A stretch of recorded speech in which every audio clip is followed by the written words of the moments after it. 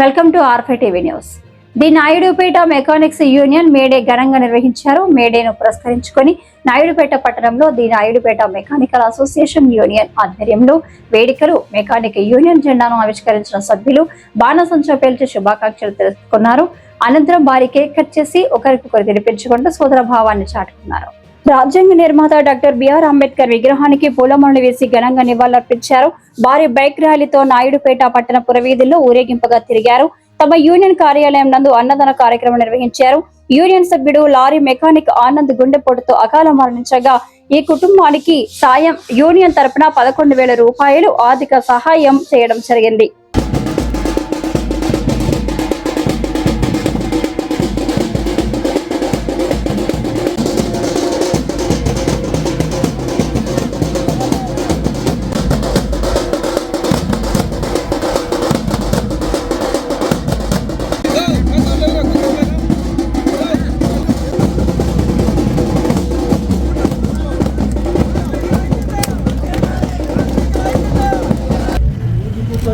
Amount ఎంత bye?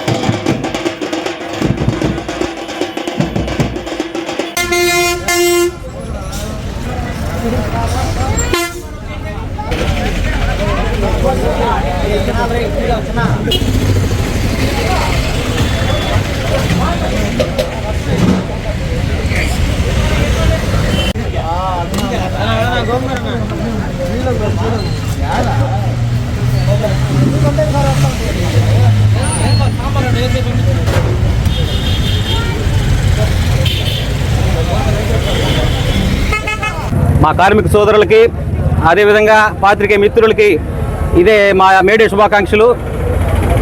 ఎన్నో సంవత్సరాల నుంచి మేము ఆటో నగర్ కోసం ప్రయత్నిస్తున్నాము. అనేక విధాలుగా అనేక ప్రభుత్వాలు వచ్చినా మాకు ఏనాడు హామీలు ఇవ్వడమే కానీ మాకు హామీ ఆచరణకు సాధ్యం కాని విధంగా నడుస్తుంది. ఈ ప్రభుత్వం మాకు చేస్తుందని భరోసాతో మేము గట్టిగా నమ్ముతున్నాము. అనేక పర్యాలు మేము కూడా విజయవాడకి మన సీఎం సెక్రటరీ ఆఫీస్కి మాకు ఎమ్మెల్యేగా తీసుకుపోయారు. ఈసారన్నా మాకు ఆటో నగర్ ఏర్పాటు చేసి 2027 మేన మాకు ఆటో నగర్లో మేము మేడే జరుపుకునే విధంగా మాకు అవకాశం కల్పిస్తారని మేము కోరుకుంటున్నాము. ఎన్నో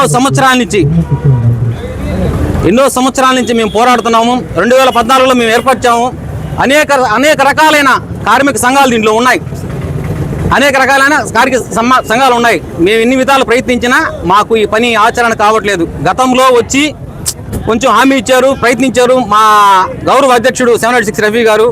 ఆ ప్రయత్నం ఇంకా కూడా సఫలీకృతం కావాలని కోరుకుంటున్నాము.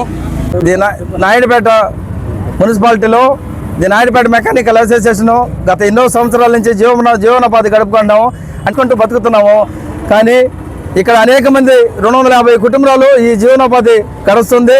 కానీ ప్రభుత్వాలు కానీ రాజకీయవేత్తలు కానీ దీని మీద స్పందన అనేది లేదు. గత ఎన్ని సంవత్సరాల నుంచి ప్రతి ప్రభుత్వాన్ని మేము కోరుచున్నాము, రాజకీయవేత్తలను కూడా కలిసాము, కానీ స్పందన అనేది లేదు. దయచేసి నాయుడుపేట ఇన్ని కుటుంబాలు బతికేదానికి మాకు జీవనోపాధి కావాలి. ఎక్కడైనా మాకు ఆటో నగర్ ఏర్పాటు చేసి అక్కడికి మార్చి మమ్మల్ని జీవనోపాధి చేసుకునేటట్టు మా మీద దయ చూపమని నేను కోరుకుంటూ ప్రభుత్వాలకి రాజకీయవేత్తలకి నా విన్నపము.